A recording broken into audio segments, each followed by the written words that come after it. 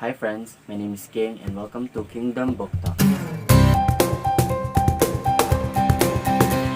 So for today, I will be doing a mid-year freak out book tag. Essentially, it's just gonna be me answering the 13 questions or the prompts. But before I start the video, please follow my Goodreads. It's gonna be on the description below. Also, my Instagram account will be linked down below. And alright, let's get started with this video. So the first prompt will be best book you've read so far in 2021. So the book that I will be talking about is my favorite book of all time. It's gonna be my first favorite. It's on the top of my list. It's my awesome favorite that I don't think can be topped on the second half of the year or even in the coming years. I think this book will be my baby for the rest of my life. So the book I'm talking about is A Little Life by Hanaya Nigihara. So this book is about four guys that we're gonna follow throughout the whole book, and it's gonna be about their life. They met in college and they're best of friends, and we're just gonna see their life. So essentially, the lives of the three other friends of Jude will be revolving around Jude essentially for the whole book, and we're gonna follow Jude and his friends' journey and their life. This is my favorite book of all time because it brought so much emotions out of me, and I just felt attached to the characters. I also really enjoyed being in this world, and it's set in New York, so I love New York, and this book is set in New York, so you know how it's written, how the characters are executed and presented is just top tier for me. So this book will be the basis of my ratings probably, just because it is my favorite book of all time. And if you want to learn more about this book, I will be doing a reading vlog. I actually finished this book yesterday again because I reread it for 20 days, which is faster than I initially anticipated, because when I first read this, I read it in the span of 2 months because I've been putting it down so much because of how depressing this got. I reread it again for 20 days, which is, it's not the fastest I've read a book, but it's fast enough for this book specifically. So the next book I'm going to be talking about is the best sequel so far in the year 2021, and it's going to be, well, it's either Wayward Son by Rainbow Rowell, the sequel to Carry On. It's a fantasy novel, so it's one of my favorite series of all time as well. I really love the book and the story because it also includes representation for gay people. Also, just the characters are really cute, and I really felt that I am part of the world as well. So yeah, Wayward Son, definitely worth a read. Also, one other sequel that I've read is The Da Vinci Code by Dan Brown. It's the sequel to Angels and Demons. Really liked how fast-paced it was and how intense the scenes are. It's just a very good book. So the third question will be new release you haven't read yet but want to. So I really want to read Anyway the Wind Blows by Rainbow Rowell. It actually just got released this month, July, and it's the third and final installment for the Simon Snow or Carry On series. So the preceding book of Anyway the Wind Blows by Rainbow Rowell is actually Wayward Son, which I just talked about earlier. I just want to see how the series is gonna end, and I'm really looking forward to reading that, and I'm really excited. So the next question is most anticipated release for the second half of the year. Easily, it's gonna be Here's to Us by Adam Silvera and Becky Albertalli. It is gonna be the sequel to What If It's Us that I read last year, and I really love that book. It was one of my favorite books of all time before. It's one of the first few books that I've read and that I really loved, and I'm looking forward to reading Here's to Us. So the next question will be biggest disappointment, and the book that I'm most disappointed about was Two Boys Kissing by David Leviathan. It was just really bland and flat for me. But although when I was reading that book, I sort of enjoyed it anyway. So it's definitely one of the most disappointing books that I've read ever. And another is My True Love Gave to Me by various authors. It's an anthology, and some of the stories within the book are just hit or miss. Some other stories within the book are top tier that I really loved, and just really good stories, and some are just really flat. So the next one will be the biggest surprise, and it would definitely have to be The Serpent King by Jeff Zentner. I really love that book so much. It's one of my favorite books of all time as well. It's gonna be part of the list of my all-time favorite books, just because so far, at least, of the characters and the friendship portrayed in the book, and it's a very, very well done book, very well rated as well. And I just love that story, and I love that book a lot. Also, another book that surprised me was Boyfriend Material by Alexis Hall, which was such a ride to read. I didn't expect the story at all. I went into that book thinking that it's gonna be such a cute little story, contemporary YA story, but also very surprising, and I'm not gonna tell you why. I cried a few times because of that book, which was very surprising, but yeah.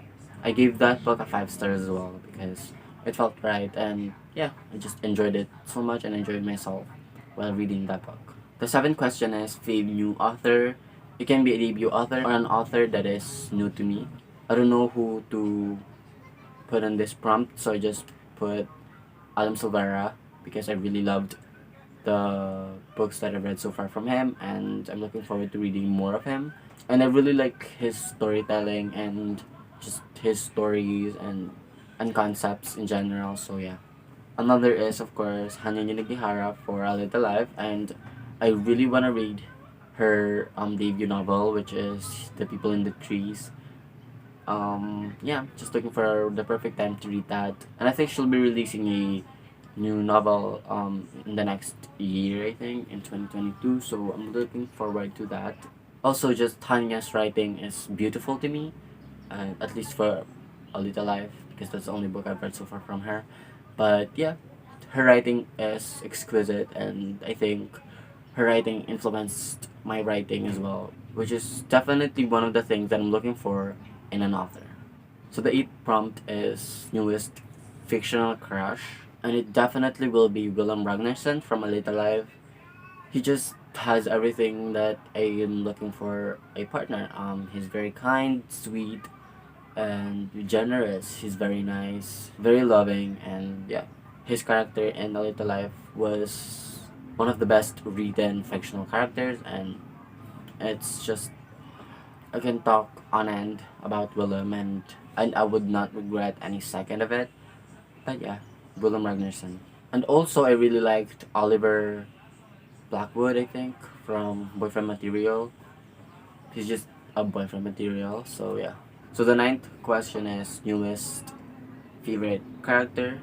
So a few characters that I really loved were Jude St. Francis from A Little Life. He's just an amazing character, and I feel bad for him daily since I read it months and months ago. And since I reread this recently and I finished rereading this book yesterday, I felt more attached to Jude, and I got to know more about him even though I read it before. I just really feel connected to Jude.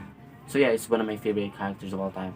So another would be most of the characters in A Little Life were actually really well done and well developed. So Willem and Harold's also Andy from A Little Life as well. So their characters were just important to me, and I really loved them in the book and what they did for the book as well. The 10th one will be Book That Made You Cry. I read a few books that made me cry. Of course, A Little Life. I will not be talking about that anymore.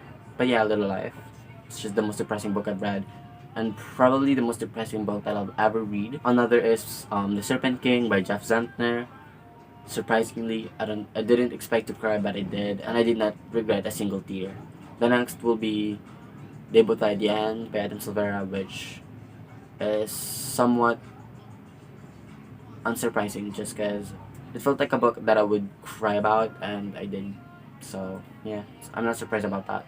Boyfriend Material, on the other hand, is very surprising. I didn't expect that I'll cry about that at all, like at all, and yeah, I cried. And so all of the books that I've cried about are actually books that I rated either 4 or 5 stars, which speaks a lot because that shows that I really like crying in a book. The next question is gonna be the opposite of the last question. it's gonna be books that made me happy. I'm gonna say A Little Life again, just because it really did make me happy. Despite of all the pain and the suffering Jude is experiencing, or everyone is experiencing in the book, or inflicted upon them, it also just made me happy. Another is Six of Crows, again, Boyfriend Material by Alexis Hall, and also just a lot of the books that I've read this year were books that made me happy actually. So the next is most beautiful book you bought or received so far this year, and I have two books here that I will show you for books that I bought, and one book for a book that is given to me. So yeah. Surprise, surprise, I added A Little Life Again on the list just because I really do love the cover of this book. Just also looking at this makes me conflicted. It makes me really happy looking at it and also really sad because I get flashbacks of what I've read. But yeah, I love the cover. Everything in this book is just beautiful. Another beautiful book that I've bought and really loved is Six of Crows by Lee Bardugo. It's just a beautiful cover and it's just really beautiful. It's really big too. It's the biggest among the books that I own. So a book that is really beautiful that I received is this one, On Earth We're Briefly Gorgeous by Ocean Vuong. Look at that cover. It's just really beautiful and mesmerizing, and yeah. I haven't read this yet though, but I'm definitely planning on reading this. Maybe today or tomorrow, I don't know. Whenever I have a lot of time, because I wanna finish this in a day because it's really short. So yeah, that's a goal. So the last prompt is, what books do you need to read by the end of the year? And I have a lot of books that I want to and need to read. For the second half of the year, I will probably do a separate video for that.